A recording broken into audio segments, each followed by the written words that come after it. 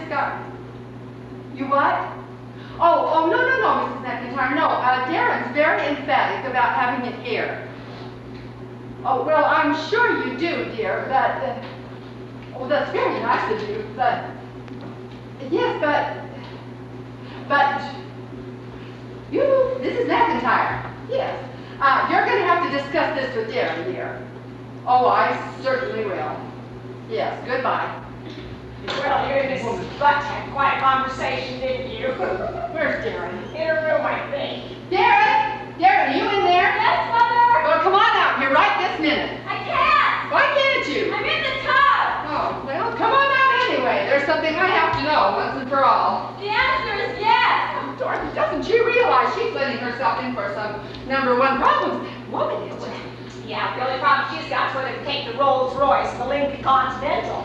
Yes, Mother, once and for all, I love him. I love him madly, wildly, passionately. Now, can I go back and finish? Darren, his mother is... Darling, I'm not marrying his mother. Alice and I are going to move 1,000,000 miles away from his family and mine. He's promised me that faithfully. So how could his mother possibly wreck our lives? Well, she's wrecking mine. Do you know what she wants now? Well, probably our family tree with the pedigree charts hanging from all the nuts. Oh, for goodness sakes, Mother, you've got to understand, Alice is her only child. That is not hard to understand. And so naturally she's terribly interested in this wedding. Well, you'd think that a woman with her background would have discovered by now that it's the bride's parents that give the wedding. She only wants to be helpful. Oh, sure. What does she want now? You and periwinkle chantilly lace or rosebud boutonnieres for the waiters? Oh, she wants to move the wedding to her home. Good grief, Mother. Don't pay any attention to her. Alice knows how sentimental I am about being married here. She also wants to invite the entire Valley View Country Club and all the members of the Women's Assistance League. Well, that's ridiculous. We haven't got room for them here. I know, dear. That's why she wants to move the whole thing to her home. Alice wouldn't think of it. He wants a small wedding as much as I do. Now, Mother, don't give it another thought. I'll have him simply tell his mother that it's out of the question. I've got to finish getting ready. Darren! You know, it's going to be interesting to see who wraps who around whose little finger. It just doesn't add up. I mean, Darren's never been one to have the wool pulled over her eyes. What has this man got? Money. Never worried about that before. No, she just let us worry about it for her. Well, you should talk, old sister of mine. You're the one who's made her think it grows on trees. Just because you're her aunt doesn't give you the right to spoil her run. What? Some old maids have cats. I have Darren. Yes, but only for a few more days. She just kept her shoes on the day she went into their department store. She'd never have met Alice McIntyre in the first place. Well, I'll bet you she didn't want to say that snob conscious uncle of his was doing the dictating. I read about him every day in the society column. Listen to this one. You'll love this. Mr. Anthony Adams II cut the ribbon on the new Adams Hospital wing at 3 o'clock. Shoveled the first shovel of dirt at the new Adams golf course at 4. Broke a bottle of champagne over the bow of the Adams new yacht at 5. And at 7:30 gave his permission for the sun to set.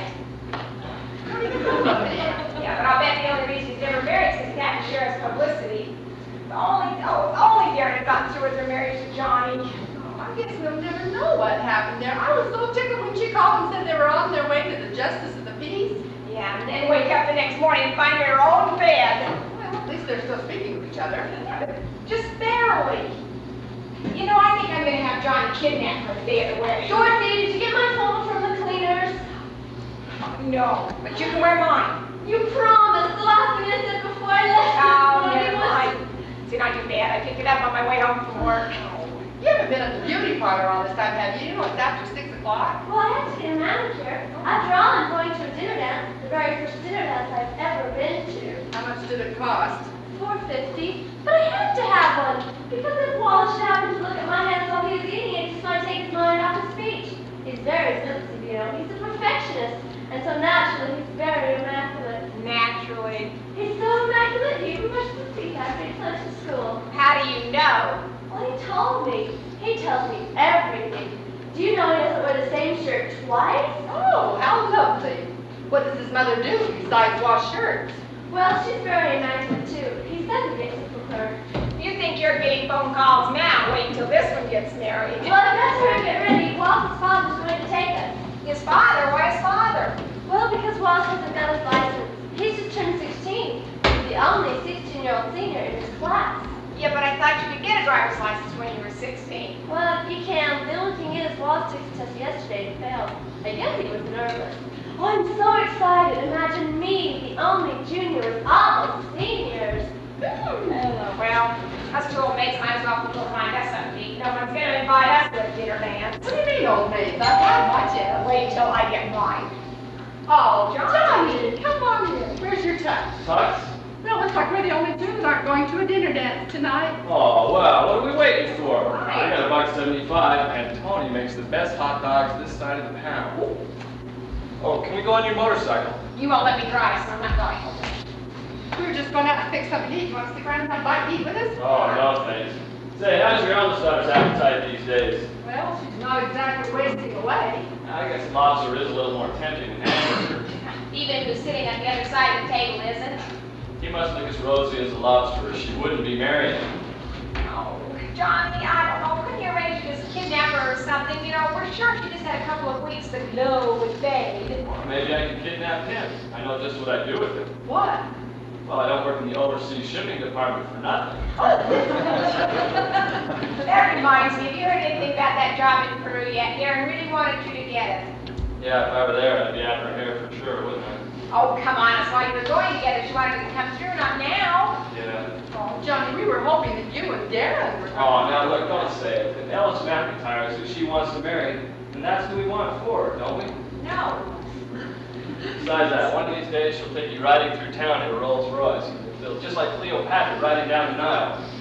Johnny, won't you think about this kidnapping business, please? Why not? Might be worth my while. She's got to be a pretty good ransom. Oh. See you later, I gotta go. Bye. Oh, I do like that boy. And that boy likes your daughter.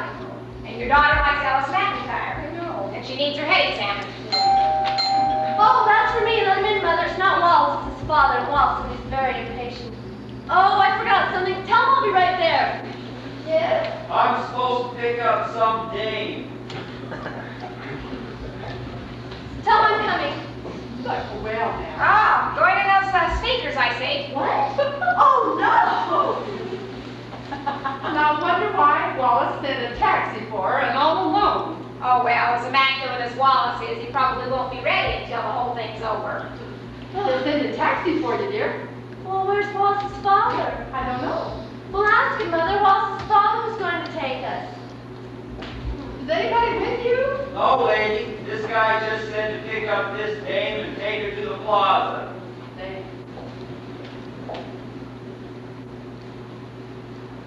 He says he's supposed to take you to the plaza. The plaza? Well, we're not going there. It's the Grove. Oh, honestly, Wallace is always getting these things mixed He up. says you're supposed to take her to the Grove. Well, okay, but I wish people would make up their minds. Well, how do I look? Well, vanish. Now go on before he decides not to take you at all. Oh, imagine. This is the first time in my life I've ever gone to a dinner dance with nothing but seniors in a taxi cab. Oh, have fun. I wonder if I can marry her off on Saturday, too. No, I can't. Dorothy, I hope you don't mind, but I just took a bath in your shower. Oh, you sure did. What do you want to do? Put Alice out for the night? I'm sorry, the bottle slipped, and by the time I was through juggling it, I was drenched. Smell like a harem. Well, never mind, I'll air out in a taxi. Taxi? You weren't by any chance going to the plaza, were you? Of course, why? Oh, well, she did that. Poor kid. What kid? Susie, I put her in a taxi and sent her off. To the plaza? No, to the Grove. Tonight, this big thing of hers. Well, can I just big thing of mine too, Mother? What am I supposed to do? Well, is Dallas taking you out? Well, no, the store stays open late and he had to stay there. That's why he arranged for the taxi. Maybe you better call another one. Don't be furious if I'm late. Hope that man drops her off at the right place. Hello, can you send a cab to 1634 East Maple? 45 minutes or an hour?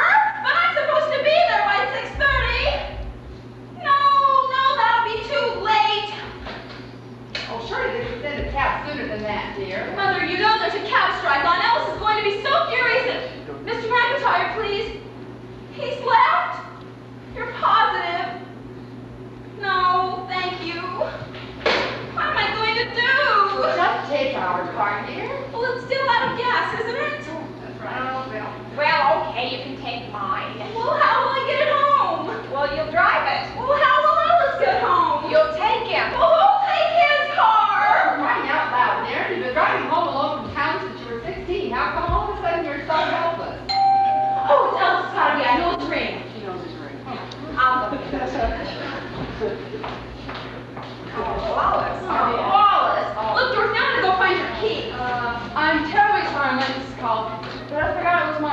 Mr. Bowles. Yes, we know. So my mother finally decided to let me keep the car if I promised to keep up the maintenance. And, well, I'm terribly sorry, but I've had a little trouble. Oh, what's wrong here? Well, those batteries aren't very well lighted, especially at home. And, well, I think they'd hang out a flashing light or something where they're putting on in a drain, wouldn't you? What happened? I ran into it. The drain? Yes, I quite hiking it out. That's how I lost the button. Oh, did it hurt the car very much, dear? I don't know, it's still in the drain. Oh, well. Go sit down. Hello? David's house. Oh, Alice, dear. Well, there was a little mix-up with the cab. Yes, but she'll be there before very long. All right, dear. Bye-bye. Mrs. Hall, could you sew my button on? I was terribly lucky to have found it. I've got to give a speech, and I just hate to give it all unbuttoned.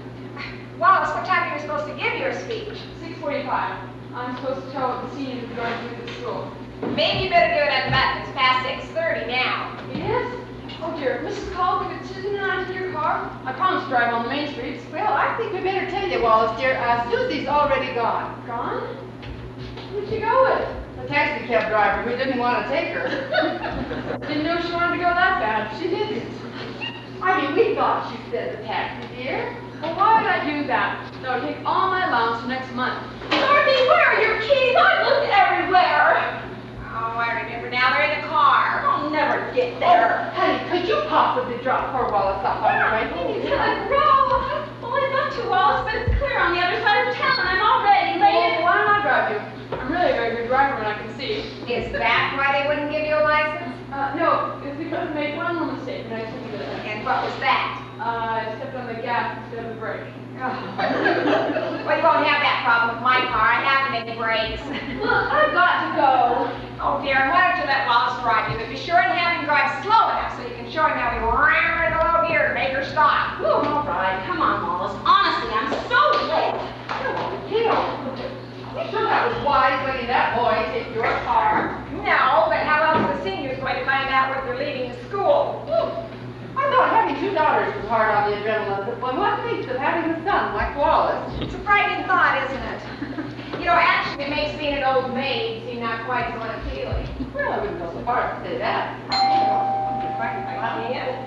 Hi. Hey, listen, I forgot to tell you. I heard about that job in Peru today. Oh, tell us. Well, sit down, I'll tell you. Oh, wait a minute, I want to hear you. Start anyway. Hello? Yes, this is Mrs. Call. Who? Coming here? Tonight? Oh, but we... oh, well, yes, thank you very much. Bye. Yeah, that was Mr. Anthony Adams, secretary, calling to say that Mr. Adams will be stopping by later this evening for a visit. What do you suppose he wants? One could only guess. Johnny, could you arrange for a rather large package in that overseas shipping department of yours? Sure, where do you want to send it? Dorothy! Dorothy!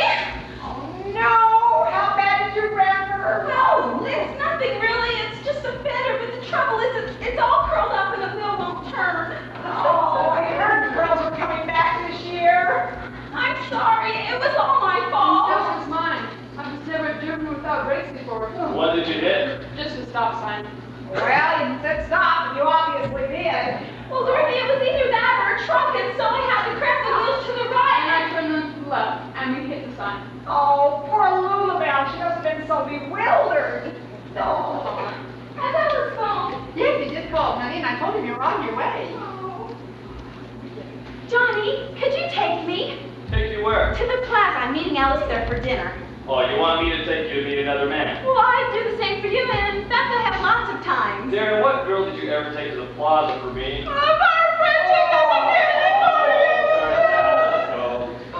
What about me? Oh, you can take our own motorcycle. Oh, Johnny, take a long way around. Can I take it, Mrs. Call? I promise I'll be careful. Wallace, have you ever ridden a motorcycle before? No, but my uncle in Detroit has one. Have you been taking correspondence lessons from him? I've been riding a bike since I was 7. I'm really very good on one. Well, Wallace, there's quite a difference between the two. You be careful. I will. Oh, but before I go, I cut my pocket on the drawer, and my speech here says, a good blood speaker never wears anything but the attract attention from his speech. Wallace, are you sure you're going to have a chance to give that speech of yours? Of course, everyone's contributed, so naturally that no one will leave until I find out what they give their money for. Listen, if we promise not to let a soul in, are you tell us? Well, there's only the 3 of us who know so far. It's been very hard keeping Mrs. Harrington, our principal.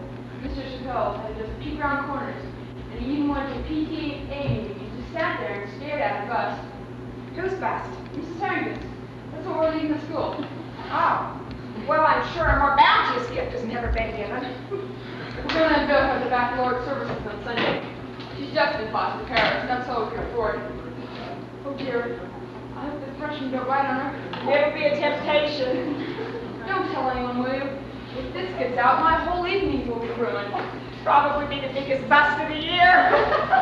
I think we were very foolish to let that boy take a motorcycle. We've been doing a lot of foolish things this evening. May I come in? Oh, you must be. I'm Anthony Adams. Oh, yes, And yes. you must be Darren's mother. Yes, I am. I can tell you're just as attractive. Oh, thank you. You must be Miss Barton, Darren's aunt. Strange, isn't it, how one little word can make one feel so old? Won't you sit down, Miss Jackson? Thank you. My secretary did call to tell you that I was coming. Oh, we were warned. Very good. I thought tonight would be an excellent time to get acquainted. What with the formalities of the day of the wedding, we wouldn't want to give the impression of having a divided front, would we? What? The feeling that we were total strangers. Well, now, as I tried to explain to your sister, Mrs. McIntyre, a little earlier today, now, we're not counting on a great deal of formality. We're just going to have a simple little wedding out in the backyard. Just exactly how large is your backyard? Oh, at least twice the size of this room. Twice? Yes, and of course, it's a back porch, too. Come back when it's light. We'll give you a guided tour. I know there's a great deal to be said for simplicity, but when intimacy becomes a crowd, what one hopes would become a cherished dream Becomes an uncherished nightmare. You are very good with words. But not as good as you, Mr. Adams. Really? Yes, you're taking Darren's simple little wedding, moving it out of our house right into yours. I beg your pardon. Don't you try and deny that's why you came here tonight. Young lady, you have a very suspicious mind. Oh, and you have a very clever mind, or you would never have called me young. No. We appreciate your concern and your generosity, Mr. Adams. But after all, this is Darren's wedding, and I think it only fair that she should have the kind of wedding she wants. Naturally, and we wouldn't have it any other way, but Ellis is getting married also, and he does have many friends and relatives that would be very hurt and offended if they were not invited. All 500 of them? I assure you, we were not thinking in terms of 500. Or 50? Naturally, a young executive does have a few friends and relatives, and His mother and you? naturally, Vivian does have her friends and relatives as well. How many exactly? Do you know exactly how many friends you have? Yes, I have 4. Oh, exactly one way, sister of mine. Mr. Adams, I promised Darren just A lovely wedding. Yes, I did. And we are not so selfish that we are going to let you carry the entire burden. Oh, thank you. You have a lovely home here, and Pierre, our head decorator, will be by on Friday with his staff to turn this home of yours. Into a department store window. And Miss Atkinson will be by tomorrow evening with your gowns. We have chosen Dusty Rose for you, Mrs. Call, and for you, Miss Barton, French Latin. Well, you can wait on that one. I have my dress. It's charcoal gray. It's the one I'm going to wear. Very well. Oh, can I please hear your phone? Oh, for crying out loud, what happened now? Oh, dear. Can you please connect me with the bank hall at the road? It's an emergency. What happened to the motorcycle? I left it leaning up against a lamppost. The one you hit? I don't think it's hurt very much. Just a tiny dent here and there. Oh. Hello. Could you tell me what they're doing there now? The dishes? You mean they're all through? Well, can you connect me with the dance floor? They finished about my speech. Oh, well, maybe you can give it another time, Wallace. Yeah. I don't know if they want to stop dancing this or not. Well, one thing's for sure, they'll stop and look. Oh, Mrs. Paul, never washcloth. I think if I could just sort of spot this. I think you've done a pretty good job already. Never mind, I'll get it. Oh, hello. This is Wallace Wakefield. And please pay Susan Call. She's there alone. Well, could we just help the band for a minute? It's an emergency. I can hear them page here now. They must be just off before being there without me. Oh, she was so excited about going, Wallace. I know. We're in to hear my speech so badly. Oh, hello. She isn't there? She's got to be. You paid her good and loud. Well, thank you. Thank you very much. That poor kid. What's wrong? All that she needs is in the lady or crying right. I've got to get down and get her out. Oh, Mr. Adams, I noticed there were Rolls Royce up there. Letting what? Take the Rolls Royce. He's already taken his mother's car, ran it into a ditch.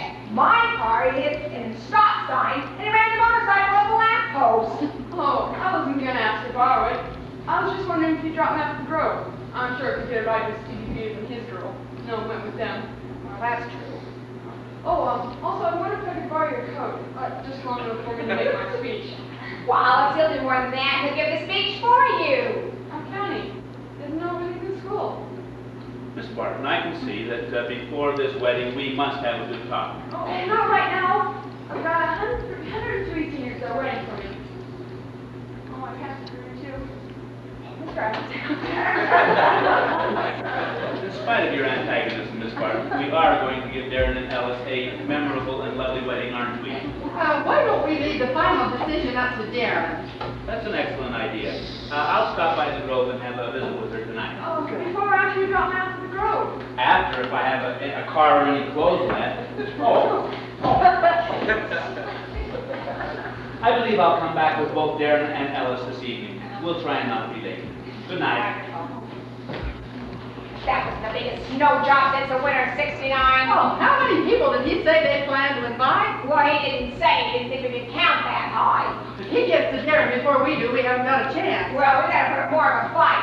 Well, it couldn't be as rude as you were. I was not rude. Hello? Susie, honey, where are you? At the plaza with Alice. What are you doing there? Well, where's Darren? She didn't. Oh, she should be there by now, dear. You know, boss is going to be so disappointed if you miss his speech. You did? Oh, for crying out loud. Oh, well, have fun. Bye-bye. Well, I wonder where Darren is. Maybe Johnny's decided to kidnap her early.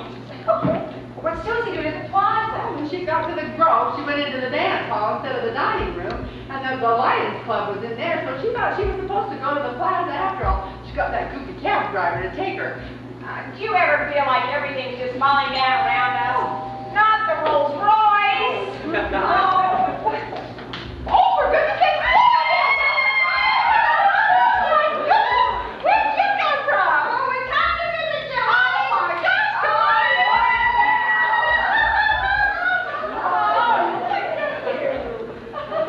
Mom, what's happened to you? There ain't no meat in your bones. What you been doing? Oh, I've been doing Jane Bond to work out, some jogging, and How'd you get here? Joe, Pa's getting the bags out of the car now. Sure had a time getting off that freeway, though. Every time we went to move over, some big truck would blast us clean to the other side. Had to go 20 miles out of our way. Hey,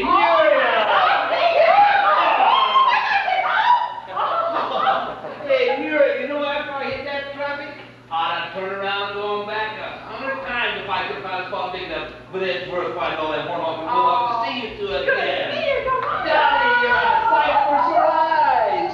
Where's Oswald, his crew? Oh, left the whole kit and caboodle. Well, he wanted to tag along, sure enough. Oswald bought himself a pickup truck. He wanted to go the whole tribe and tag along, but things have kind of slowed down a little bit back home lately. Slow down, they stuck dead still. Oh, now, this drought we're having this year ain't much worse than the flood we had last year, remember? Yes, but the price of pork was up then, and the chickens didn't have the roof or the cows the bag. Well, now that you mention it, I guess we're not having one of our better years. Well, it doesn't sound like it. I hear they're short of strawberry pickers out here. I was telling Pa we might get us a job for a couple of weeks and pay for a trip out. If I know why, she just wants to sit on the big patches and stuff herself. Oh, it's better than letting them go to waste. How many people will that pickup truck of Oswald's hold? Well, let's see, when we were at the county fair last fall, we had all the Joyce Jason's tribe plus all our kids. What do you ask? Where's my purse? It's right there on the desk. Why? What are you going to do? I'm going down to Western Union and wire Oswald and his brutes some money. The McIntyres aren't the only ones who gonna invite folks to Aaron's wedding? I'm not going to.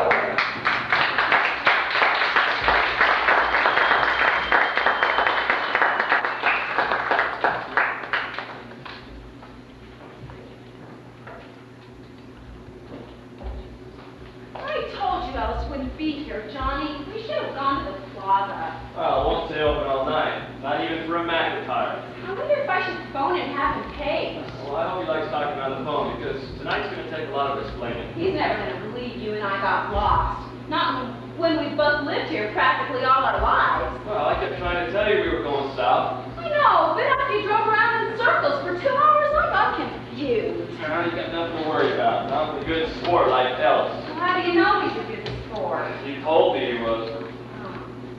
Well, he might be a little upset. Men aren't as patient as women, you know. Take yourself, for instance. The day we were going to get married, you wouldn't even wait for me to put on makeup. I just thought it'd be a waste of time. You know, I really think that's what started all the trouble. I suddenly realized that you and I knew each other too well to get married. Oh, well, what makes you think you would have gotten along any better with a stranger? Well, marrying a stranger is much more romantic. A girl has all the rest of her life to discover new little things about him. Yeah, like whether he wheezes early in the morning. Alice does not wheeze early in the morning. Oh, how do you know? Because he doesn't wheeze at night. I mean in the evening. He's very considerate.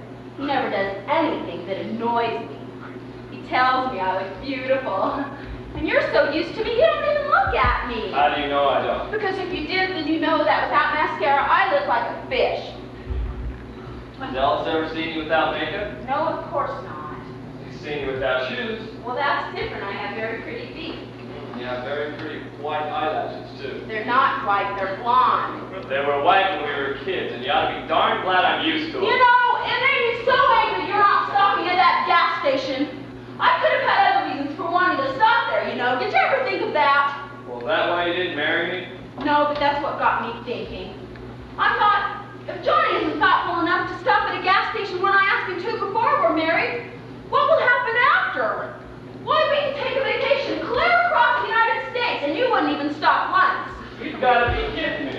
But what really did it were the onions. What onions? The ones you had that girl put on your hamburger. I always have onions on my hamburger. I know, but not on your wedding day. And in the car on the way to the Justice of the Peace home, I started thinking, and I thought, in the first place, if Johnny really were in love with me, he wouldn't have wanted to stop for a hamburger at all. Why? Because 10 minutes before a man gets married, he shouldn't have his mind on food. The more I thought about it, Johnny, the more I realized that we just weren't right for each other. Oh, yeah? Well, why didn't you say so before the guy got practically through marrying us? Because when you looked at me to say I do, I smelled your breath. And that's what did it. Onions on your wedding day. You'd never have eaten onions if I were a stranger. You know, you got a point there. What point? About strangers being more exciting. Guess I'll have to find them to take off to South America with me. South America? Yeah, I got a letter from that company in Peru today. You did? Well, what did it say? Well, they want to know how my teeth are. How your teeth are? Yeah, they want me to take a physical and send it on down to them. Well, Johnny, that means they've accepted you. No, they sent the same set of papers to 2 other guys, and one of them has his master's. Oh, but wouldn't it be wonderful if it did come through, though? Remember how we used to talk about it for hours? Oh, dear. If you do go, I won't be able to see you anymore, will I? I guess not. You're going to marry Ellis. Well, he wouldn't mind. I've told him what very good friends he and I've always been. Oh, really? Did you tell him that you and your very good friend here got married 26 days and 3.5 hours ago? No, I didn't mention that. Yeah, I didn't think you did. Johnny, I'll just die if you go to South America. Why, who will I tell things to? Well, I guess you gotta try telling them to your husband. I wouldn't want to bother him with little trifles. He's got a whole apartment store on his mind. Hey, look, I'm hungry. How about fixing your good friend an onion sandwich? Sure, I'd love to. You know, Johnny, as long as I live, whenever I see an onion, I'll think of you. I just know if Ellis ever eats them, I'm going to cry my eyes out. Why? Because it'll remind me so much of you. You know, the more I think about it, the more I feel sorry for this guy. If she's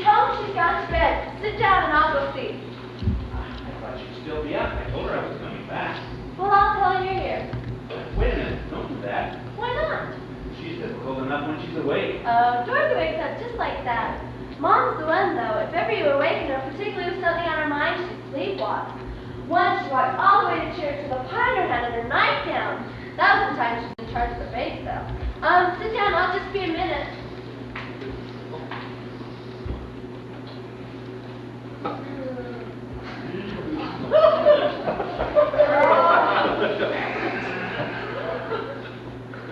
Can't seem to remember where I left her. Oh, there she is right there. You know, Filler ran off with a hat of mine one time. Since then, I try to keep her pretty close to me. Feller sleeps better that way, you know. Well, sure is nice visiting with you. Yeah.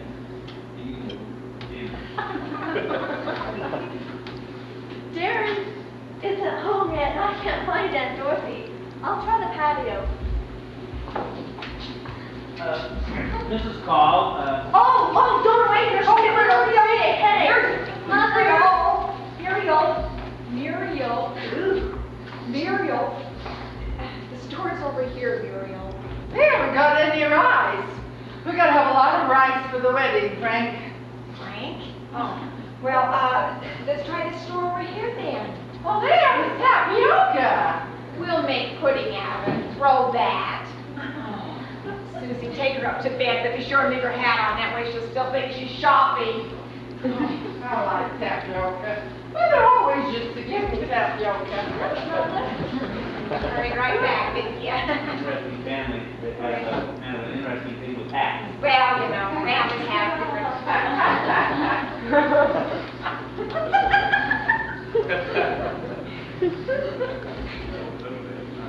Oh, does your young man naughty? Well, not exactly. Sleeping out in that back porch and making a rheumatism kick up. Thought I'd better try and find some liniment. Well, it's out in the kitchen cabinet, Cousin Floribel. Oh, that's no place for it. Put a bottle of mine in our cabinet once. It ended up in my vanilla ice cream. Pa took one spoonful and out and jumped in the horse trough. Glad you come along, young man. When a girl gets to be her age, there's not a man under any bush, you know. Maybe you better get out from underneath that bush before she comes back.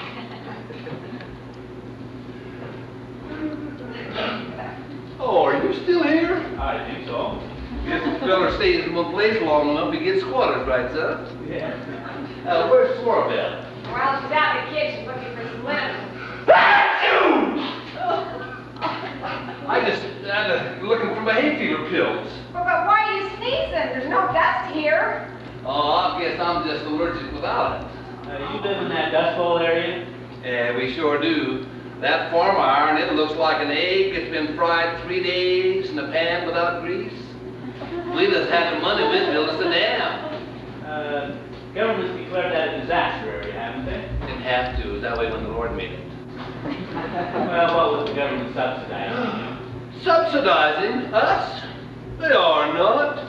What, if I was to take one dime for corn I hadn't planted, my pa'd sit right straight up in his grave. And if he did, my pa would push him up. That's right. Hey, you know, I remember now. I done left them pills out in the car. If I don't take one of them, I'll begin to sneeze worse than a horse with a snoot full of barley beers. Evening.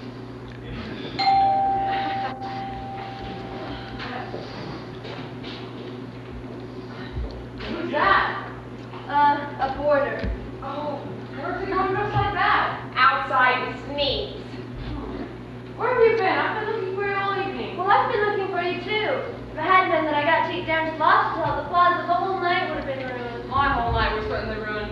I didn't get to give my speech. Oh, Wallace, I'm sorry. I was counting on this evening. And I spent my showers thinking, as long as I live, I'll always remember this evening. You certainly will, and so will I. I talked to the principal, and she doesn't think that she can fit me into the baccalaureate services on Sunday. But how will the seniors know if they left the school? So they're going to put it up on the bulletin board. Mrs. Harrington's bust? Oh, you want to do it now? Oh, I'm sorry, Wallace. It just sort of slipped out. Why are the seniors going to leave the school for a bus? Oh, it was really Henry Copper's money idea. Well, why did you think that was such a good idea? Well, I've been doing too long, so the subject is not ordered. Oh, who's back here going to start it? My speech, I mean. Mother says very good. I was going to start with, we, the seniors of the graduating class of 1983, after having given serious and deep thought to what gives the most elegant and beautiful alma mater, besides the bust of our illustrious principal, Marigold, placed on a high pedestal, upon which all people students can gaze upon her, will not only stimulate them behind the chain of desire, but stick on their minds, beacon. Yes, Mama, that's really beautiful, but I'm simply starving. Let's go get something to eat. But I finished my speech. You can finish out here.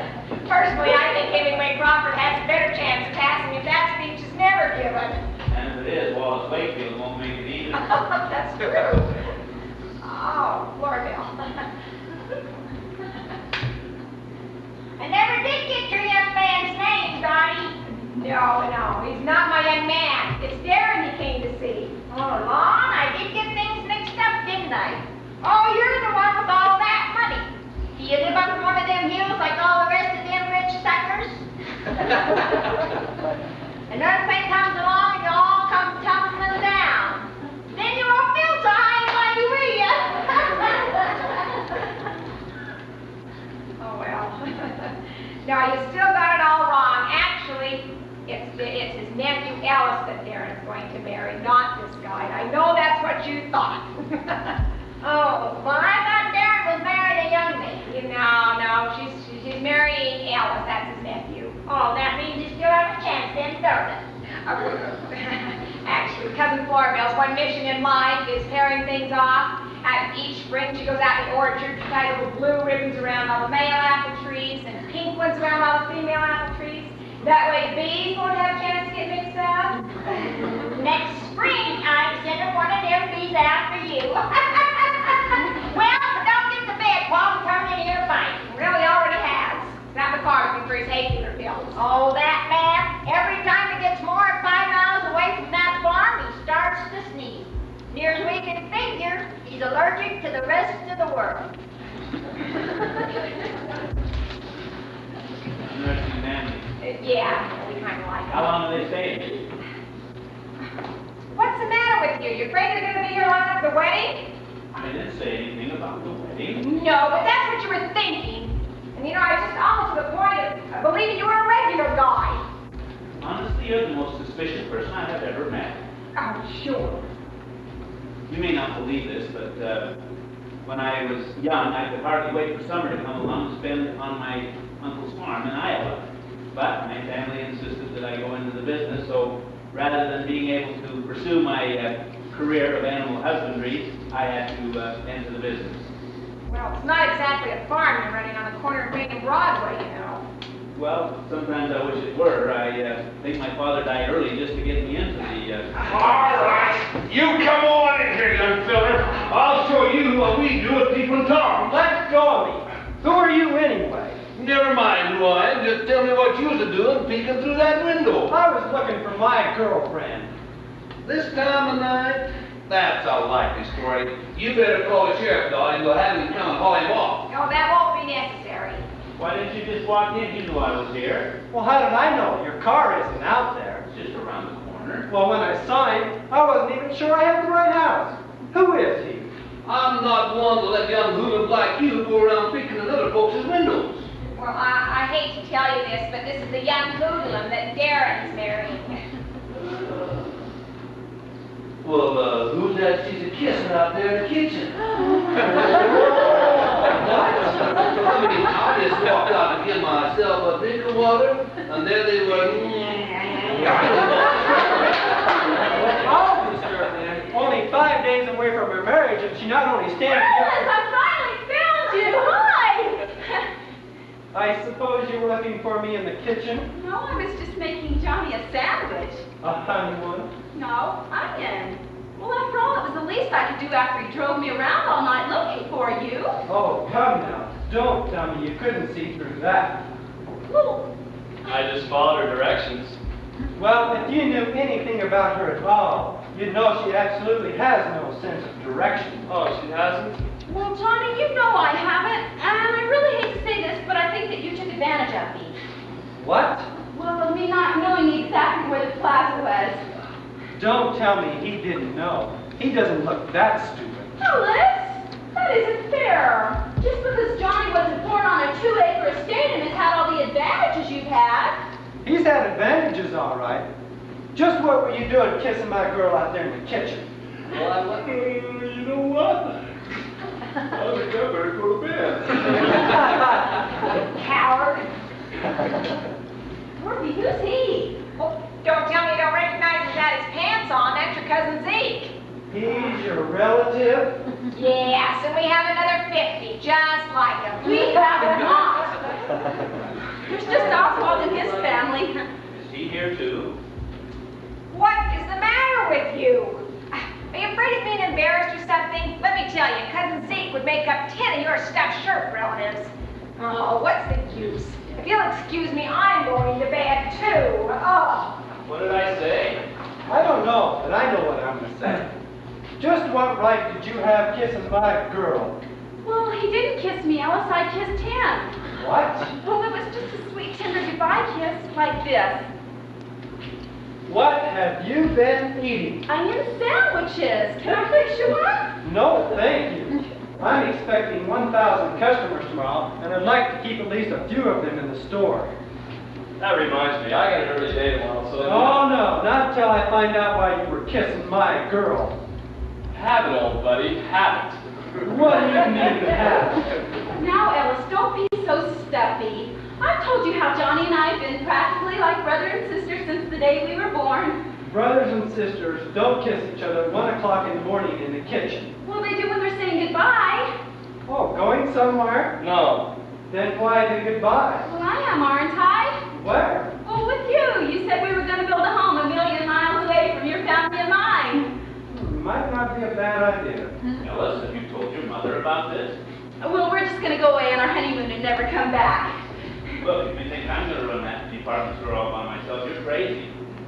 Look, I hate to rush off like this. Johnny, thanks so much for everything. Alice has been so helpful with the wedding. He's going to help us put up tables and things. But I thought you just kissed him goodbye. Well, you wouldn't want me kissing him in broad daylight, would you? I don't want you kissing him at all. You're jealous! I think that's wonderful! That proves to me that you really and truly love me. Isn't that wonderful, Johnny? Yeah, that's just great. Now look, it's after 1 o'clock. And Look, there's one thing I want understood. This habit you have of kissing my girl, it's over. Done with, see?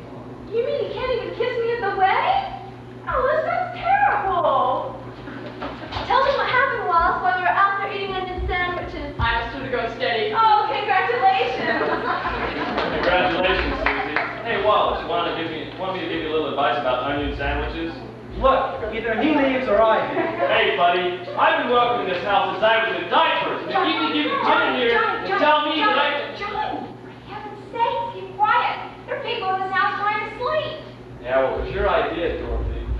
You mean you were the one that kept her from getting to the plaza? Oh, well, I said was... Is this true, Aunt Dorothy? Did you and Johnny purposefully plan this?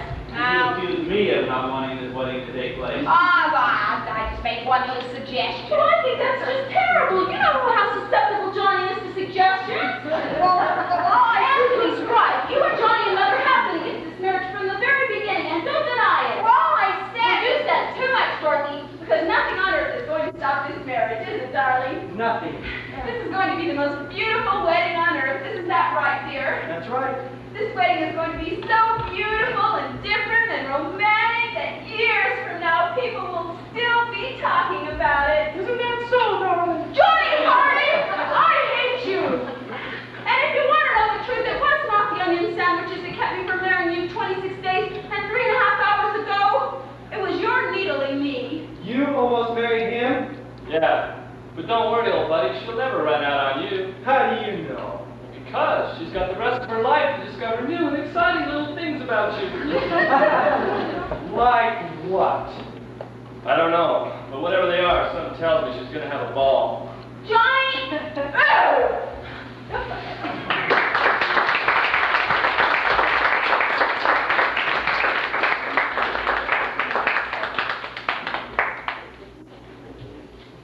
Ladies and gentlemen, we'll have a short intermission here. We got a pop machine blew the fuse out over here, and we haven't got it repaired yet. So it's a hot drink.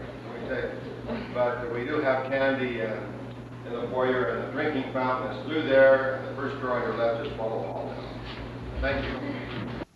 What's holding up everything? Reverend Early hasn't arrived yet. Oh, where's the bride?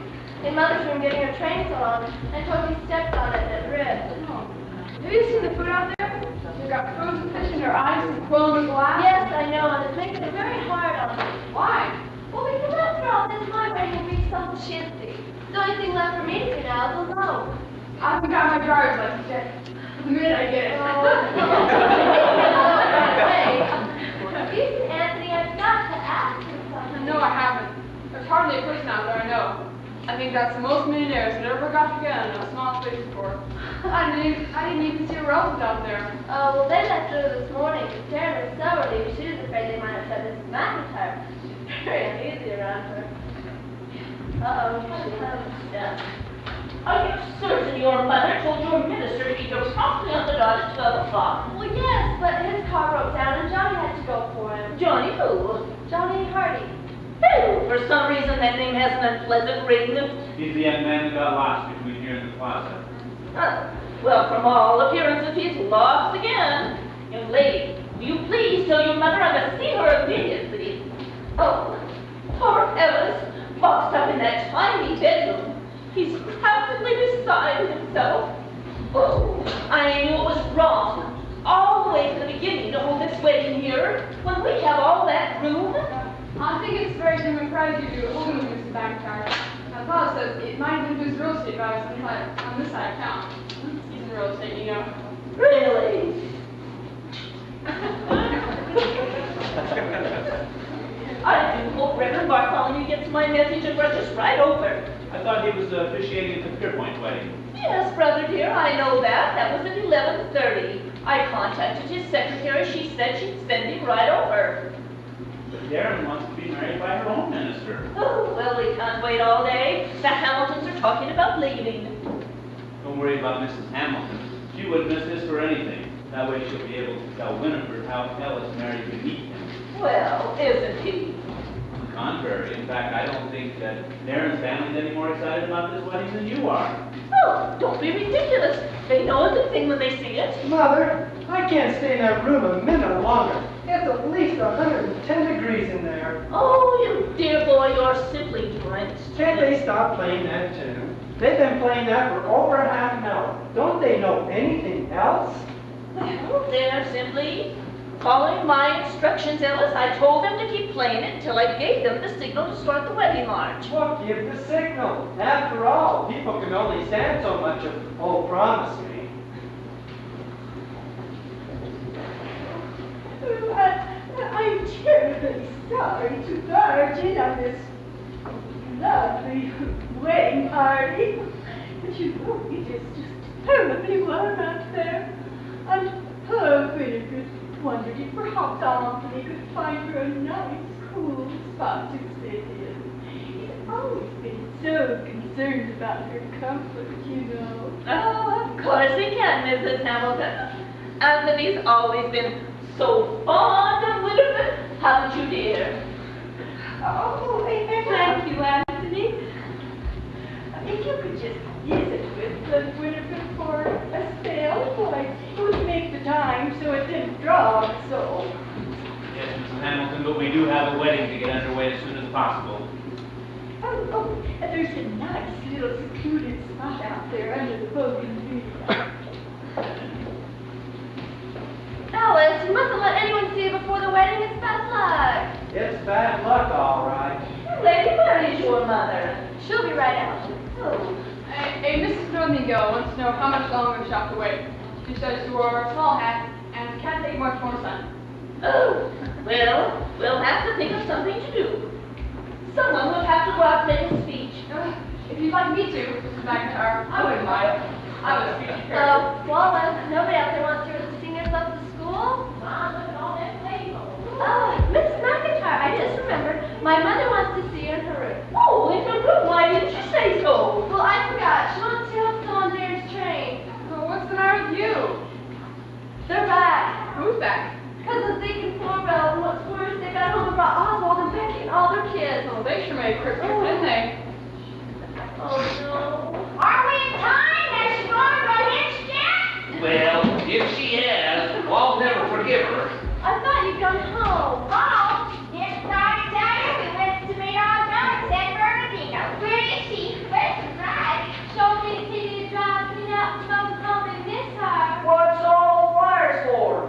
Who did I? Hey, waiting over, Pa? Well, must be. Susie here looks as glum as a piece of leftover wedding cake. Hey, they still sleep in the back of the truck. Now he saw that food in the backyard and made a beeline for it. Oh, I better go and keep an eye on him. He'll be helping himself to everything. Oh, I knew we'd be too late. I'd rather be late for almost anything than a wedding. You're not late, but the minister is. Oh, you got a slow one here too, huh?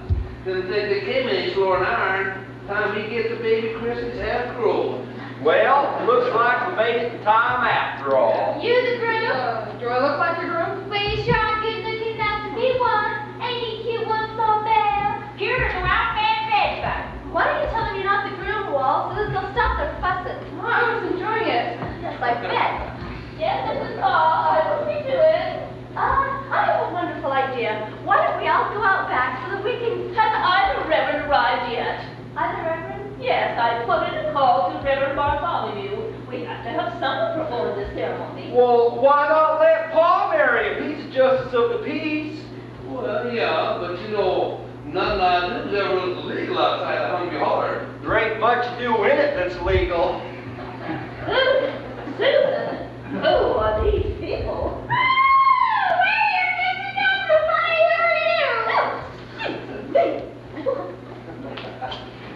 Show your fries, happy boy. Oh, my goodness! Oh, it must be Anthony. I feel a little bit. Anthony? Anthony? Now, come out back. There's more than a million people out there, and they're all standing worse than a high-day church. I'm going run out and tell Mom. Well, they must not married yet. Don't out there look very happy. Oh, you made it. Oh, well, Donnie! Hey, well, look at you. Why, I wouldn't have known you. Why, you filled out better than a corn-fed heifer. Wow, lovely. Oh, the kids have been so excited over that telegram you sent inviting us while things left a week in. Boss says the folks can't attend a few folks' weddings and funerals. They ain't got no use for each other. No use at all. Anthony, you've got to go out there and call up this wedding. It's not my wedding, Vivian. Well, we can't expect our guests to wait out there in the scorching sun one moment longer without anything going on. You mean there's nothing going on out there? I'm just standing around. Why aren't you out there entertaining folks? Oh, please, Cousin Dorothy. No. The kind of singing I do just isn't quite right for weddings. Oh, now there ain't no better saying in the world, Donnie. That's what that young fellow who came through the holler said that time. Why, that's why he gave her the USO job. We never did forgive him for taking you away from us, though. Babe, the holler's never been the same without your singing. Come on, blow your Get her to do some country singing for us. Anthony, you brother suffer. Well, that's not the proper thing to do at a wedding. What will people think? Winifred, for instance. Vivian, I really don't care what Winifred thinks. Anthony, what's come over you? You've been behaving badly now for over a week. I'm getting married in the morning. Ain't none without the sunshine.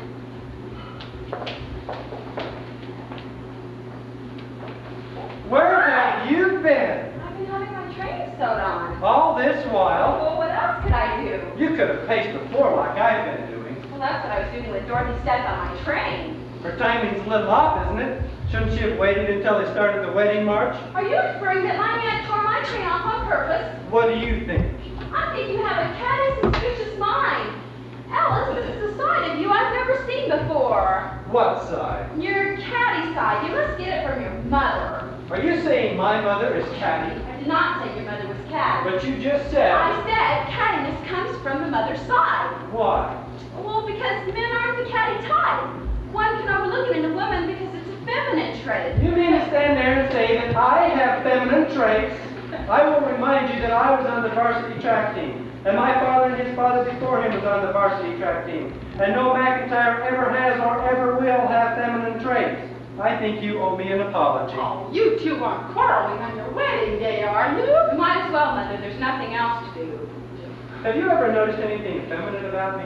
Effeminate? Oh, no, dear. A little stuffy, maybe, but not feminine, dear. What do you mean, stuffy? Well, I just meant, dear, that, oh, Dorothy, where are you going with the music? Mother, Dorothy's not going out there to sing, is she? Yes, dear, I'm afraid she is. Well, what on earth will people think? Well, I don't know. You stop her, I'm not going to. I need a great big, strong, masculine fella to help me carry these suitcases. You take the great big one and I'll take the two little ones. Oh.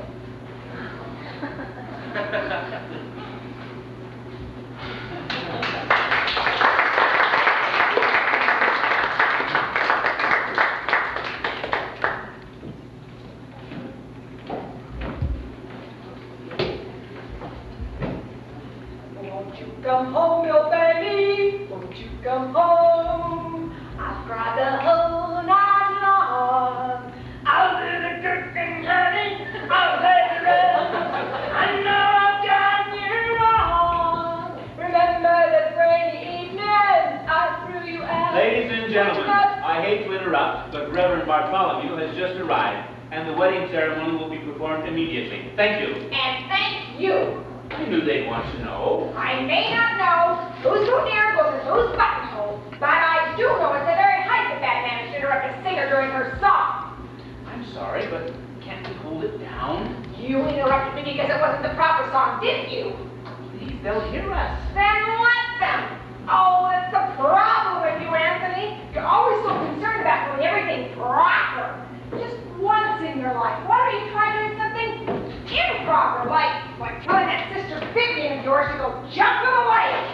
Oh, Reverend Bartholomew, I'll tell Vivian you just arrived.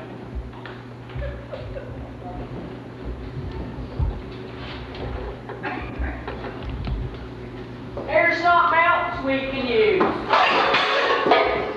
Where are you going with Mom's pants? We're going to have them on the back of the groom's car. My mother's Teflon wear. Auntie Jean, I told you not to get the fancy ones. Elsa wants to have those tied behind his car. Well, it's not what the groom wants. It's what he gets. Why, he would leave it back home and they would lock him in the tool house all night. Yeah, or the heater cellar. He'll be lucky if all he gets is pots and pans. Come on, before he comes and catches us. Okay. Do you have to do everything people tell you to, Wallace? I was just making your cousins go home. Ain't that sweet of your cousin Susie? My name is Susan. Mother, why did you and Don't you have to invite them? Invite who, dear? Our relatives are ruining everything. Oh, Susie, what are they ruining? Well, they're roasting your pots and pans. Jericho and Wallace have got them tied in behind Elsa's car. Oh, well, never mind, dear. Now you won't have to wash them.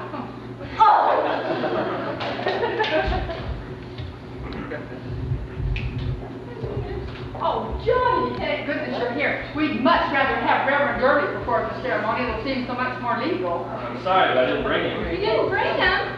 Well, why not? Well, at the last minute he couldn't get away. Oh, well, we still got Ellis's minister. He's just going to have to do. Mother, have you seen my shoes? I thought I'd left them in here. Oh, dear, I can't even find mine. Still bound and determined to go through with this, huh? Look, Johnny, just because the minister's fickle doesn't mean I am. Where's Mother? I don't know. This isn't a game, Johnny. Marriage is very serious business. Now that does worry me. What? You being serious. You never have been before, you know. Where are the ministers? I think they're with Ellis. Have you seen my shoes? No, but if they feel like mine, I hope you never find them. Well, a girl should be serious on her wedding day, shouldn't she? Not you. Why not me? Because, Derek, when you're serious, you're like a bird with both wings clipped. When your wings are clipped, you don't fly. When you don't fly, you don't sing. And when you don't sing, no one's going to be happy. Not you and not the McIntyres. Besides that, Derek, when you're not happy, I'm not happy either. Oh, Johnny, you're so sweet, and I'm going to miss you terribly. Oh. Darren, have you seen Ellis's father? No, I haven't. Oh, that man has the worst habit of always wandering off at these affairs. You're going to miss me? Oh, yes, Johnny. You and the sand crabs and the skateboards. What about the hearse? Oh, it was such a beautiful one, wasn't it? Remember that time we took it to the graveyard and we carried Slim out on a stretcher and set him down by that fresh grave? And the caretaker came running out and Slim jumped up and shouted, boo! Darren, where is everyone? We've got to hurry. I know, but Susan, would you see if my shoes are under your bed, please? Well, I can't bend over. My pantyhose are too tight. Remember that time we took it to the junior prom? And all the girls wore black veils. And we would walk in, the band sang, swing low, sweet chariot, coming for to carry me home. Johnny, we were such a bunch of screwballs.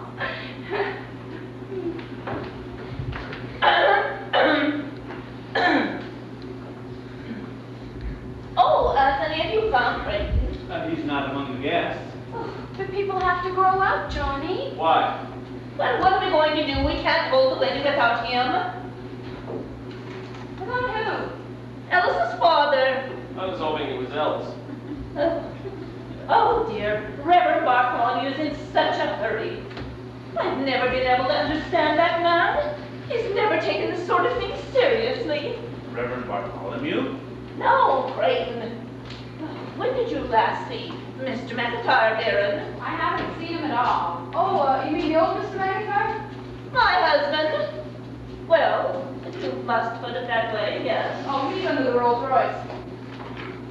Under the Rolls Royce, we might have known. Come, Anthony, it's going to take more than me to get him out from under that car. Did he have to get under there any sudden wedding day? Why do people have to grow up? Because that's the way mature people are. Oh, like Ellis, you mean? Johnny, you think Ellis is pious and stuffy, don't you? Well, let me tell you just how wrong you are. I've never known anyone with such a terrific sense of humor. He laughs at everything. Darren, are you still sitting there? And where are your shoes? Aren't you ready to get married? That's everything, huh? Oh, Johnny, stop it and help me find my shoes. Where is everyone? Oh, Alice, I'm so upset. Your father has grease all over him. Hey guys, what's the dealie? What's holding everything up? I don't like to be firm, but I do have a golf date in 10 minutes. You wouldn't want them to think I was not punctual, would you? Well, who's going to get there anyway? Bob wanted to give her away, Mom. Don't they want her no more? Oh, hush. How about Paul? He gave one cut close, see? An excellent idea. Where is he? Well, I'm right over here under your nose, Parson. Well, he's not dressed properly. What do you mean he ain't dressed properly? He has his $35 boots on, don't he? Well, now, Ma, with everybody else all fancied up, I might just look a little bit out of place. Well, I'll fix that. If Darren was back home by now, we'd have her married, chivalried, and the stork on the way. Oh, you're the same Darwin. I'm sorry, Vivian, but we are going to have to leave now. Oh, well, we're all ready to begin. I was just going out to have them start the wedding march again. Oh, but poor Winifred has a beastly headache. Oh, Anthony, will you get Winifred aspirin, please, dear? Oh, could you, Anthony? Oh, never mind, I'll go get her one. Here you are, Pa. I got this off one of them there waiters. If it fits, I'll get his pants for you, too. Now, looky here, son. I've been gone 60 years now making a fool of myself. I ain't gonna start now. Why don't you give her away, Pa? That way you get to kiss everybody. Hey, now that girl's got a head on her shoulders. Get out your Bible, Parson. Oh, well, that takes care of the kisses. Hey, might take care of the coat, but not the kissing. You look like you can do it.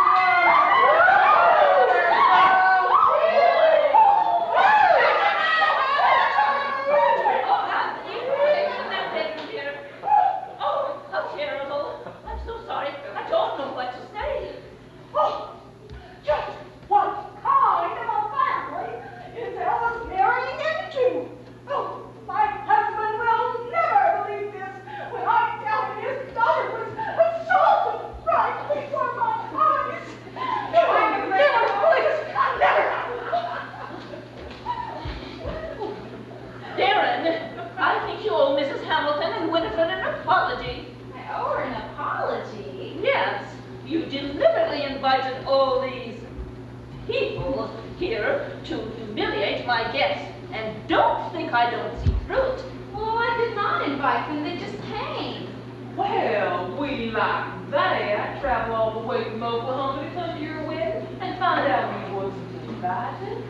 This is a pretty kettle of fish. I think we ought to pack up and leave. We ain't even unpacked, Gemma. Look, I didn't say I didn't want you to come. I just didn't know.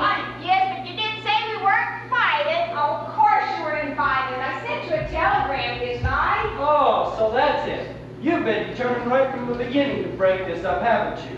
And how would inviting our relatives break up your wedding? Well, look what happened to poor Winifred. Oh, yes. Don't worry about Winifred. That's the biggest thrill she's ever had in her life. Why, Anthony? Why in the world would you make a statement like that? Because it's true. That's the first time she's been kissed by a man since she was a baby. He didn't kiss her. He wrestled with her. Now hold on there, bud, and I'll show you what wrestling's really like. Go ahead and show him, Cousin Oswald. He has it coming. I have it coming. Alice, your mother had the nerve to ask me to apologize to the Hamiltons. Well, I think you're the one who needs to apologize. What for? For making me humiliate my relatives. It wasn't easy for all these wonderful folks to come out here. You know, they've had a very poor year. Well, the frogs took their peaches, and the grasshoppers took their corn, and their chickens are molting, and their cows have all got the bangs. Bangs? What's so terrible about that? Mamie Eisenhower had them and it started quite bad. Bangs aren't the same thing in cows, Vivian. Hey, you know, for a city slicker, you're a lot smarter than luck. Well, 15 years ago, I majored in animal husbandry, but my family insisted that I go into the business. So instead of working with discontented cows, I've been working with discontented women. Between you and me, I just as soon have the cows. Could we please go ahead with the wedding? Okay, I'm ready. Oh. Look, I'm sure you mean well, whatever your name is, but we can't let this wedding turn into a farce. That says a pretty good chance. Johnny! Hasn't the bride a close friend who could give her away? Oh, that's a wonderful idea, Reverend Bartholomew. Surely there must be someone. How about John? Now, wait a minute. Alice, our guests are waiting. Darren, you do not have your shoes on. I know, I can't find them. Well, what did you do with them, Darren? I don't know, I think I left them around here somewhere. Oh, quickly, everyone find her shoes. And I always make it a practice to give the bride a private audience for counsel and advice. You know, such things as never go to bed in anger, always greet the dawn with a smile, but inasmuch as we are pressed for time, I shall direct my sermon toward you tomorrow morning. Well, we were sort of planning to be on our honeymoon then.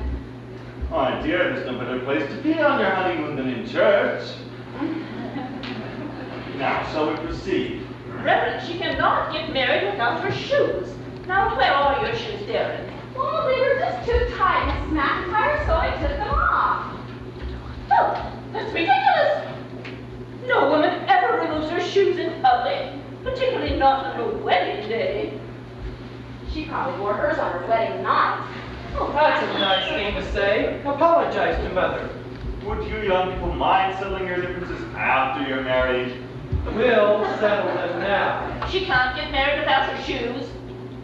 Oh, yes, I can. In fact, that's the only way I will marry him. Why? Because it's symbolic. Symbolic of what? Of the way we met. Didn't he ever tell you about that, Mrs. McIntyre? Darren, after all the delays, this is not the time to bore people with trivialities.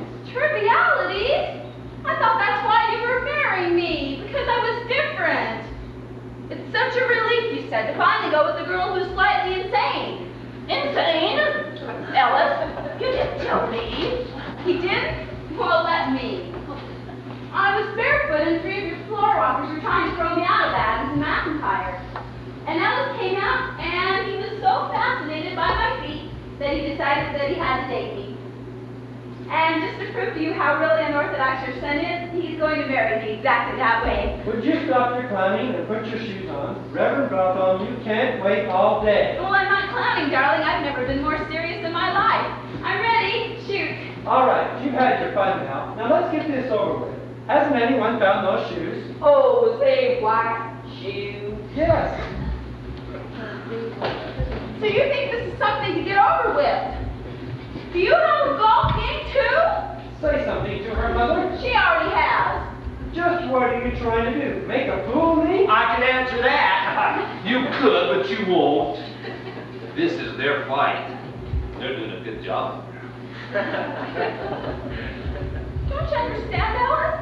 It's the only way that you can prove to me that you still love me. How can that possibly prove anything? I wouldn't have asked you to marry me if I didn't love you, would I?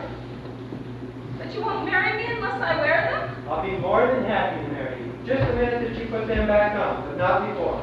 If you're so determined to make yourself and me look ridiculous, you'll have to do it alone. No, she won't. She spent a whole hour getting into this dress, and I'm not going to let her do all that fuss for nothing. Okay, Reverend, go ahead. I'm afraid that's impossible. Why? There's a small matter of a marriage license and a blood test. That's no problem. Well, you had this planned all along. I knew there was something underhanded about you. Alice, Johnny's never done an underhanded thing in his entire life. And furthermore, he doesn't give a hang about silly conventions and what other people think.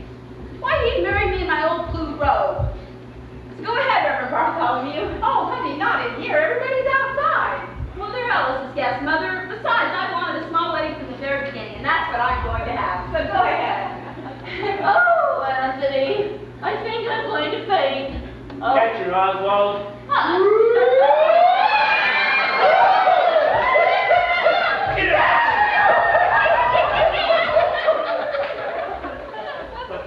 Okay, Reverend, go ahead. Well, this is a bit confusing, but inasmuch as we're pressed for time, dearly beloved, we are gathered here. Oh, Reverend Jerry. Oh, we're sorry. We had to go ahead without you. We thought you were all tied up. By him! Young man, I'm going to have you arrested on a federal offense. Arrested? Why? He kidnapped me. Well, flagrantly kidnapped me and pushed me into his garage and tied me up. It's taken me all this time to undo all of these knots and rip the boards off that garage window. I've never missed a wedding appointment in 10 years, and I sincerely hope I have not missed this one. Well, no, Reverend, you haven't. The Reverend Bartholomew here has a golf game he's got to get to in about 10 minutes. So why don't you just take over? You're the groom? No, he's not. Yes, he is. Is this true, Johnny? Did you purposely keep her Nellie from getting here? Nothing underhanded, huh? I think that's the most terrible thing I've ever heard of. No wonder you were so willing to go for Reverend early. These your shoes? Yes, oh, that boy can find it first. Hey, where'd you find them, son? Behind the groom's car. Reverend, you kind of hot too. I need to stop doing it. Well, here they are, Darren.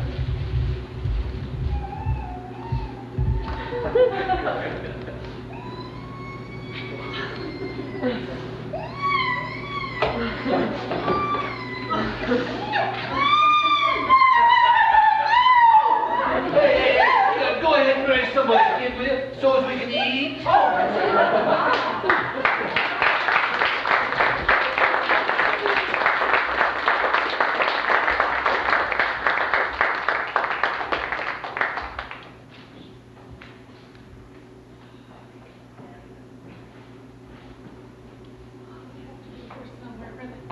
Oh, there they are. They're in my ears. Oh, Reverend, my ears. Muriel, you don't look so good. I feel fine. Oh, what have you been taking? Oh, well, Zeke said, Muriel, you don't look well. You look frazzled. Why don't you take one of these? I give them to the girls back home all the time. He didn't tell me the girls raise cows. They gave me a cow tranquilizer. How many did you take? Oh, did you what? Oh, does he have some for me too? You don't want it. Oh, yes, I do. Mrs. Scarlett, do you think I'd better go in and have a talk with Darren? Oh, honey, I don't think it would do a bit of good. Well, why? Well, because I don't think she's emotionally mature enough for marriage yet. You? I don't know. Perhaps if I were willing to compromise a little. You mean you'd marry her with just one shoe off? I'm certain if I could just talk to her. It won't do any good, Alice. I've decided to join the Peace Corps. Peace Corps? Why? Because I want to be happy, and I realize now that I can never be happy married. Don't be offended, Alice. It's nothing against you. You're straightforward and honest and not in the least bit underhanded. And I do admire those qualities in a man. Oh, and it's so nice when a woman has them too, dear. Oh, girl, there was nothing underhanded in me backing out of those 2 marriages. Well, it could get to be a habit, dear. Look as far as Bud. Oh. But I realize that I'm just not the proper kind of wife for you. What you need is a girl like Winifred. Winifred? Well, a younger version. You see, you saw me without my shoes on that day, and I suddenly became your Shangri-La. What do you mean by Shangri-La? Every man once in his life dreams of finding an island where he can just forget about everything. But those who do, they're bored with it all in a week. And that's what happened to you. And that's why I took my shoes off, to make sure. You'll be much happier with a Winifred. You know, your mother's right. You're not mature enough to marry. Oh. You told him that? I had to say something to bolster his poor ego, dearie. Honey, have you ever considered just saying no when somebody offers you an engagement ring? Wow, wear and tear. Oh, if Johnny hadn't pulled that awful trick, everything would have been wonderful. Why, when he told me that he loved me and that he wanted to marry me, I wanted to cry right then. I know, dear. Because I knew it would never be anybody but Johnny. I know. But I thought you all my life. Well, at least now we know who she really loves. I know, but I'm to blame. I'm to blame for this whole mess. You know, but I've certainly learned something through all of this. What?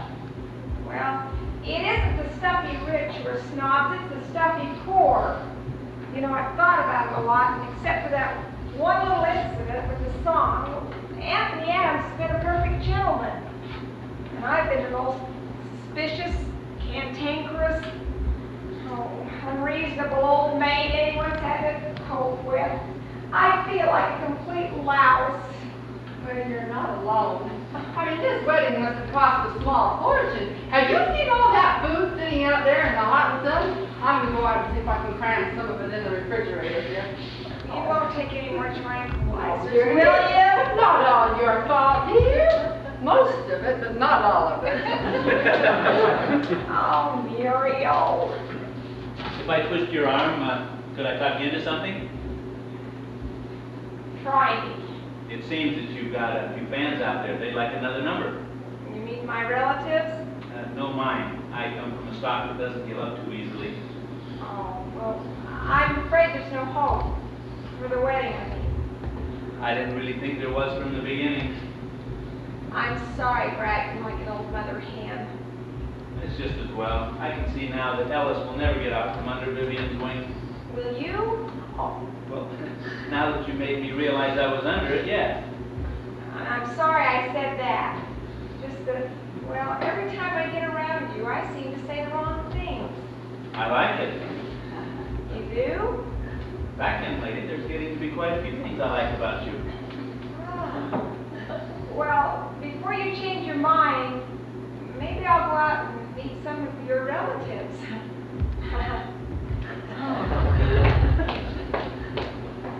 Where's a bucket? A bucket? I think there's one in the kitchen. All them flowers out there look like they're going to wheel. Jackie, boy, you're tender-hearted. Can't stand to see anything die. Oh, if you ask me, I think he just likes to pour water on things. Yeah, he was still pouring water on our dead Christmas tree right up to the day we left. I've been doing a little research on that area out there. Do you rotate your crops? No? Well, you know we do. Remember I see that one year we planted peas? We didn't get enough peas to fill a pea shooter. What kind of fertilizer do you use? You need quite a variety, you know. Well, we got 2 brown cows and 3 black cows. Y'all want to come out back? Aunt Dorothy's gonna sing again. She's climbing back up on the perch. Hey, well, neither do I. Well, that gal's got a bigger voice than any hog collar in our county. Yes, sir. We got to hear some more of that country singing.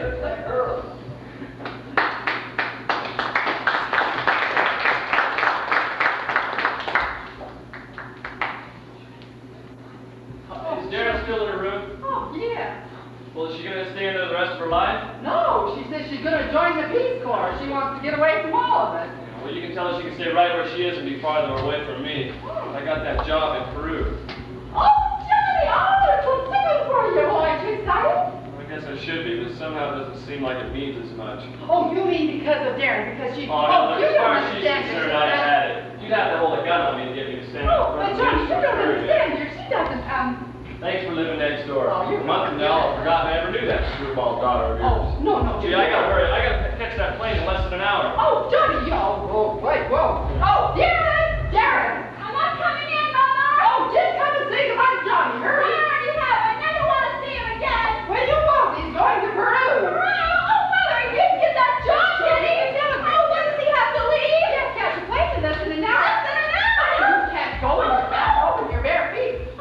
Mrs. Call, I don't want you to think I'm an impatient man. It's just that I'm a very busy man. As I've explained before, Reverend, there's really no need for both of us to stay. Oh, well, there's no need for either one of you to stay. The wedding is all off. Mother, let them stay if they want to. Ministers sometimes like to visit with their flocks. Oh, yes.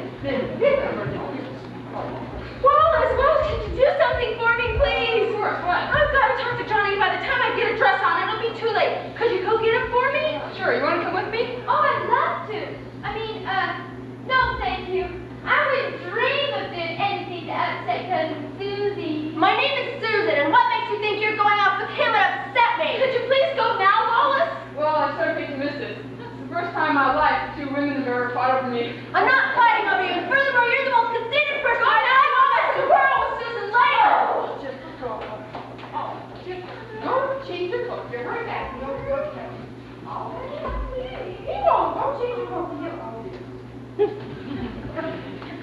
Alice, before you go, I want you to know how much I appreciate everything. I hope I haven't been too hard on you. In a way, it was sort of fun, don't you think? Oh, yes. I had a blast.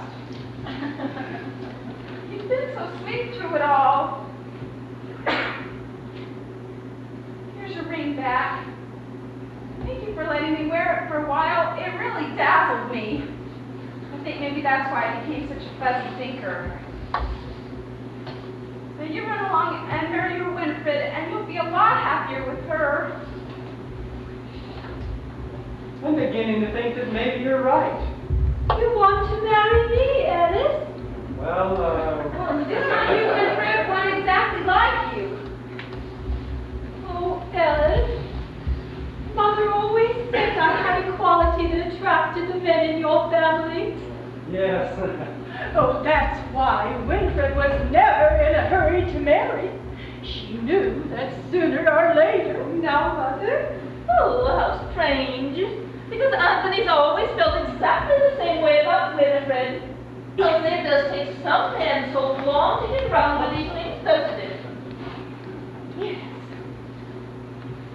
Isn't it interesting how a wedding brings out ideas into a young man's head? Yes, and with two ministers just sitting here waiting and everything ready, so to speak. Oh, Mrs. McIntyre? Oh, oftentimes all one needs is just a little push in the right direction to make them do what they've wanted to do all their life. Isn't that right, Anthony? I guess so. Do you mean to say that Anthony has finally decided to take the plunge? The plunge? I can't tell you how relieved I am, Anthony. I've directed more than one of my sermons over the past several years toward you. Remember the one I gave entitled, "The Man Who Took Responsibility is Doomed." I got the message, Reverend. What did you have in mind? It is most gratifying to realize that this day will not be in vain after all. I suppose, like the other young man, you have a license in your pocket? A license? Oh, yes, I have an idea. Tell me what? Why don't we have Reverend Bartholomew perform the ceremony, just as a matter of form, you see. And then tomorrow they could go and get their license and their blood test, and Reverend Bartholomew could perform the ceremony officially. Who will get what license? Oh, that's a wonderful idea. Then all this expense will not have been for nothing. Tell me what's going on. But, ladies, I am not in the habit of functioning outside the law. I got my license revoked. Well, if you feel uncomfortable about it, Reverend Bartholomew, I don't mind officiating. After all, I did marry a couple by proxy once, and inasmuch as this is only a reversal of what is to come, well, after all, I do have to wait until this is already to come for me. And as you recall, I was officially asked to perform the ceremony today. I beg your pardon, Reverend, but it was Ellis's funeral, wedding, that you were to officiate at, not at Anthony's. Anthony's? Now just a minute. Oh no, I came to officiate a wedding ceremony and I'm going to do it. Not at mine, you're not. Oh, now, Anthony, if you would prefer Reverend Early, I'm certain that Winifred wouldn't mind. Oh, young lady, run and get your sister's veil. Would you let me say something? Oh, Anthony, it's something you've always wanted. Why, when this is over, you will be eternally grateful to us. Here it is. Susan, where are you going with my veil? She's going to get married. Well, not in my veil, she's not going to. Well, how selfish. Well, after all, it is my wedding day, and if I suddenly decided to use it or something. That's right. Oh, my dear, every bride needs something old. Well, I already have an old garter, so I don't want an old veil. Well, what about the old groom? I saw him drive off. Well, someone else might come along. You never can tell. That's right. Who could possibly come along? Didn't want to come, but here he is. Johnny Hardy, of all the nerve. You were going to run off to Peru without even saying goodbye, weren't you? You said goodbye to me already. Well, how did I know you were going to Peru then? Well, I won't be going now if I miss my plane. I'm very good at catching planes. I can pack awful fast. Now, where do you think you're going? Oh, Johnny, she's going to marry you, you big dope. You've known ever since you were 8. I told her mother today that I'd had it. Oh, give me that now. Johnny, I've got my old blue robe on, my bath slippers, please. I told your mother I'd have to have a gun held on me before I stand in front of a minister with you again. All right, Reverend. Hey, now come on in, gang. It looks to me like it's going to be a shotgun wedding. All right.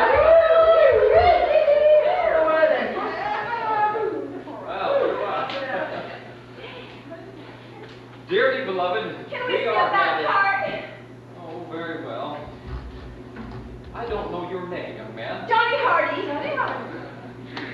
Johnny Hardy, you take Darren Call to be your lawfully wedded wife. Oh, he does. He does. He does. You must have the true answer. But we're in a hurry. Answer yes or no. Well, okay, but on one condition. What? You get dressed faster than you ever have in your Yes, life. Darren Call, you take Johnny Hardy to be your lawfully wedded husband. Oh, I do. You don't have to overdo it.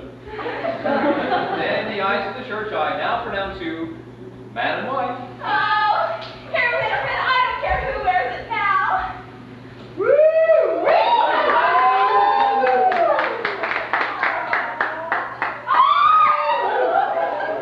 I love you. Here you go, Reverend. That's for being late. Oh, the gun, Muriel. Sit down. Now, if we are ready for the next ceremony, I will try to officiate with a little more dignity and a little less haste. Oh, that's all right, Reverend. We don't mind if you rush, do we, Anthony? Winifred, I hate to tell you this, but, Oh, doesn't she? Break your tongue. Doesn't she? yes. Oh, and Anthony's always been so fond of Winifred. Haven't you, dear? Yes, Vivian, but not fond enough to marry her. Nonsense. Why, you two were made for each other. You can't give me one good reason why you can't go through with it. Well, I can. You? What possible reason could you have? He's going to marry me. Oh, We're going to sing together. In Hungry Hollow. Y'all come here now, you hear? And we'll all have chicken dumplings when she comes. And we'll all have chicken dumplings when she comes.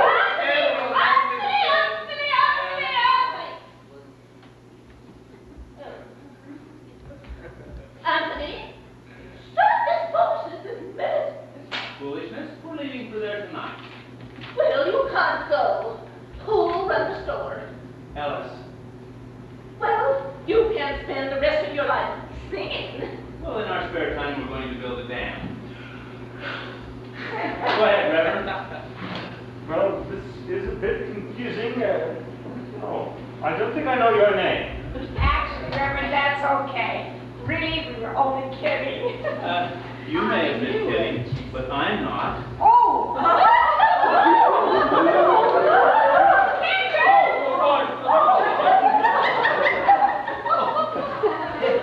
Hey, were you serious about that dam, son? We're not only going to build a dam, we're going to spread high-grade fertilizer all over the hall.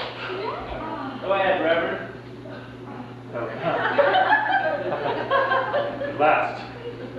Now, dearly beloved, don't interrupt this time, please. Dearly beloved, we are gathered here in the sight of this company to join together this man and this woman